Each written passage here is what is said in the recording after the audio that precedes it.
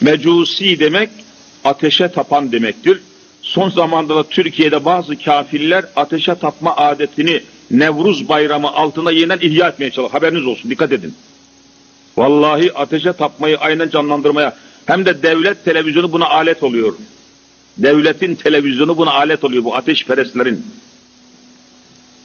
Ateş yakıp oynamadılar mı ya? Nevruz bayramı diyorlar, kafir bayramı demektir.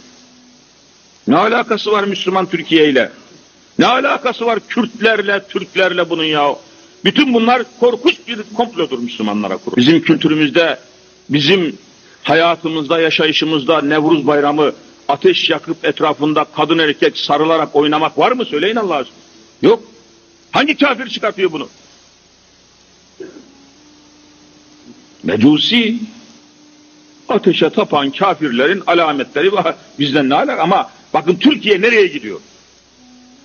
Nerede İslam'a karşı, Allah'a karşı, Hazreti Muhammed'e karşı bir hareket, bir oyun, bir eğlence varsa devlet onu kapıyor. Nerede İslam'a giden bir yol, bir kapı varsa o kapıyı da kapatıyor. Şu hale bakın Allah aşkına. Bunlar ne olacak Müslümanlar?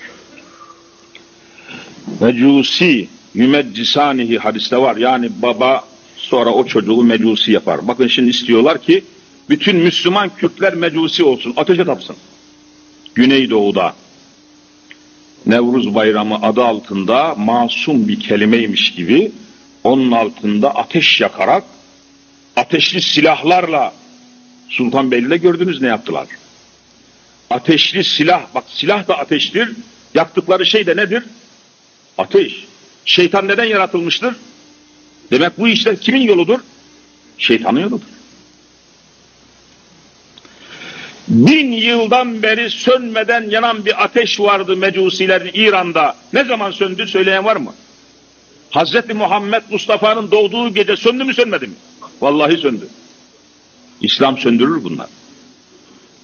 Ama bakın hala sönmemiş, Türkiye'de yanıyor, görüyor musunuz? Demek ki Muhammediler gerçek Muhammedi olsa bu ateş yanar mı yanmaz mı? Vallahi yanmaz. Gerçek Muhammedi değiliz. Ne demek Nevruz? Allah'ın lanet ettiği insanların bayramı demektir Nevruz bayramı. Müslümanın kitabında yok, adetinde yok, alametinde yok, şairinde, şiarında yok, kültüründe yok, medeniyetinde yok. Ateş yak, dans et. Güneşe tapanların alametleri bunlar. Güneş de ateştir biliyorsunuz. Kor ateş parçasıdır. Niye 21 Mart'ı seçmişler? Düşünmüşsünüzdür. 21 Mart'ta ne olur tabiatta? İçimizde bilen var mı? Gece ile gündüz eşit olur. Bakın o günü, yani güneşe tapanların alametidir bu.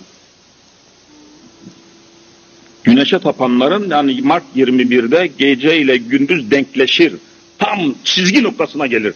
O günü bayram yapmış kafir. Halbuki güneş Müslümanlar için çok mühim olmakla beraber ibadet hususunda sakıncalıdır.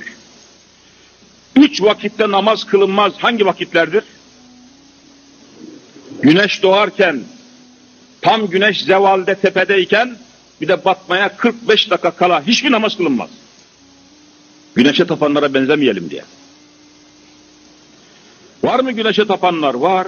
Şu anda bayrağının ortasında güneş bulunan millet hangi millettir? Japon milletidir. Şu anda bakın Japonların bayrağında yuvarlak güneş resmi var mı yok mu? Güneşe tapıyor Japonlar. Japonların dini inançlarına göre yeryüzünü, insanı yaratan güneştir. Allah mallah yok Japonya'da. Yok yok. Allah diye bir kelime yok, kavram yok, mefhum yok. Güneş. Ve Japon imparatoru kimin oğludur? Güneşin oğludur. Öyle inanıyorlar. Neden Japonlar evlerini böyle çam ağacı gibi gittikçe daralan şekilde yapıyorlar? Söyleyin içimizde birisi. Güneşi daha rahat görsün diye yükseldikçe güneşi görmek için böyle piramit gibidir. Güneşi gördüğü zaman Japon hemen secde eder Allah diye. Halen öyle yaşıyorlar. Güneşi tapanlar var. Onlara benzemeyelim diye kainatın efendisi ısrar ediyor. güneş doğduktan 45 dakika geçinceye kadar Allah'a secde edilmez. Yasaktır ha. Biz bayram namazını güneşin doğmasından kaç dakika sonra kıldık? İşte aynı bak, görüyor musunuz? Bekleyeceksiniz onu. Hiçbir namaz kılınmaz. Güneşe tapanlara benzememek için. Bak İslam ne kadar hassastır. Önümüzde ateş yanarken namaz kılabilir misiniz? Niye? Ateşe tapanlara benzemeyelim diye kardeşim ya. Hep bunlar manalı şeylerdir. Yani bunlar boşuna mı kitaplara girmiş zannediyorsunuz? Ya. Önümüzde canlı bir adam dururken namaz kılabilir misiniz? Niye? İnsanlara tapmışlar. Heykellerin karşısına girip esas duruşta durmuyorlar mı? Onlara benzemeyesiniz diye namazda önünüze canlı adam olmayacak. Bakın ne kadar İslam her şeyi içine almış. Bunlar çok mühim meseleler. Daha geniş kitlelere ulaşmamız için videoyu beğenip paylaşmayı unutmayınız.